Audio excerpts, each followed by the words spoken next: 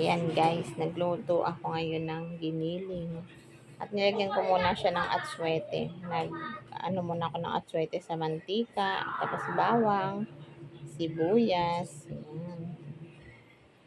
Medyo hindi pala pwede sa mainit na tubig yung atswete. So, kailangan nilagay ko siya sa mantika. Ayan, inad ko na din yung sibuyas. Ayan guys, habang ginigisa ko yan, ay pinakuluan ko na yung yung itlog ng pugo nga pala. Nilagyan ko din ng itlog ng pugo. Ayan, tinakpan ko ulit at saka ko inad yung ating mga gulay-gulay. Maliliit lang din para makain ng mga kabataan at medyo ayaw sa gulay ay.